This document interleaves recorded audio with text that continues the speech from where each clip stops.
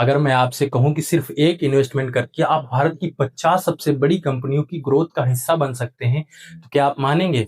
अगर आप अपनी फाइनेंशियल जर्नी शुरू करना चाहते हैं लेकिन समझ नहीं पा रहे हैं कि कौन सा शेयर खरीदें या कहां से शुरुआत करें, तो आज का वीडियो आपके लिए है। कि इस वीडियो के बाद आपको निफ्टी 50 ETF और पोर्टफोलियो इतनी आसान भाषा में समझ आएगा कि अगली बार जब कोई इन शब्दों का इस्तेमाल करेगा तो आप बिल्कुल भी कंफ्यूजन नहीं होंगे। तो चलिए बिना समय बर्बाद किए शुरू करते हैं। सबसे पहले एक बात समझ लीजिए, निफ्टी 50 कोई कंपनी नहीं है। निफ्टी 50 भारत की 50 बड़ी और स्थापित कंपनियों का एक स्टॉक मार्केट इंडेक्स है। अब आपके मन में सवाल आएगा, इंडेक्स क्या होता है? इंडेक्स को आप एक रिपोर्ट कार्ड की तरह समझिए। जिस तरह स्कूल का रिजल्ट देखकर पता चलता है कि पूरी क्लास ने कैसा प्रदर्शन किया है, उसी तरह निफ्टी 50 देखकर पता चलता है कि भारत की 50 बड़ी कंपनियों ने कैसा प्रदर्शन किया है। अगर ज्यादातर कंपनियों के शेयर बढ़ते हैं तो निफ्टी 50 ऊपर जाता है, और अगर ज्यादातर कंपनियों के शेयर गिरते हैं तो निफ्टी 50 नीचे आता है। इसमें Reliance Industries, HDFC bank, ICICI bank, Infosys, TCS, Bharti Airtel जैसी बड़ी कंपनियां शामिल हो सकती हैं। समय समय पर इन कंपनियों की सूची भी बदल सकती है। एक उदाहरण लेते हैं। मान लीजिए आपके गांव में 50 सबसे मेहनती किसान हैं। अगर उन 50 किसानों की फसल अच्छी होती है तो लोग कहेंगे इस साल गांव की खेती अच्छी रही। लेकिन अगर ज्यादातर किसानों की फसल खराब हो जाए तो लोग कहेंगे इस साल खेती का प्रदर्शन अच्छा नहीं रहा। ठीक इसी तरह निफ्टी 50 भारत की 50 बड़ी कंपनियों के प्रदर्शन को दिखाता है। अब सबसे जरूरी सवाल, मुझे निफ्टी 50 से क्या फायदा होगा? मान लीजिए आपके पास 5,000 रुपए या 10,000 रुपए हैं और आप समझ नहीं पा रहे कि कौन सी कंपनी का शेयर खरीदें। अगर आप किसी एक कंपनी का शेयर खरीदते हैं और वही कंपनी खराब प्रदर्शन करती है तो आपके इन्वेस्टमेंट पर बहुत बुरा असर पड़ता है।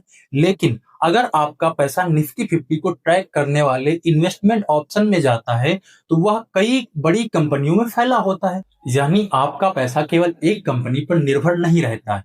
इसी को आसान भाषा में डाइवर्सिफिकेशन कहा जाता है। ध्यान रहे, इससे जोखिम पूरी तरह खत्म नहीं होता। शेयर बाजार में नुकसान की संभावना हमेशा बनी रहती है। अब बात करते हैं निफ्टी 50 ईटीएफ की। ईटीएफ का पूरा नाम है एक्सचेंज ट्रेडेड फंड। यह एक ऐसा फंड होता है जो निफ्टी 50 इंडेक्स को फॉलो करने की कोशिश करता है।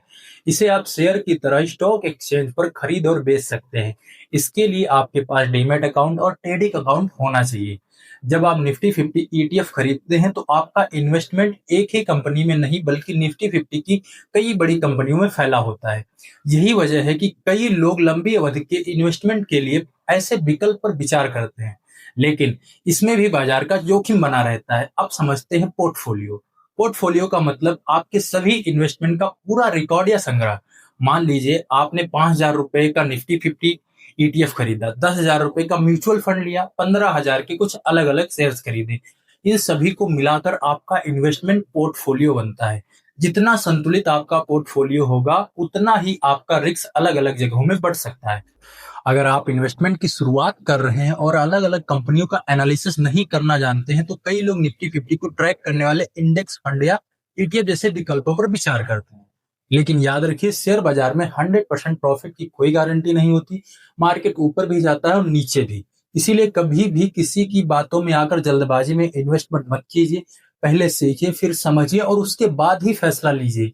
आज आपने क्या सीखा? निफ्टी 50 क्या है, निफ्टी 50 ईटीएफ क्या है, पोर्टफोलियो क्या होता है, डाइवर्सिफिकेशन क्या है, और ये सभी चीजें एक शुरुआती इन्वेस्टर के लिए क्यों महत्वपूर्ण है।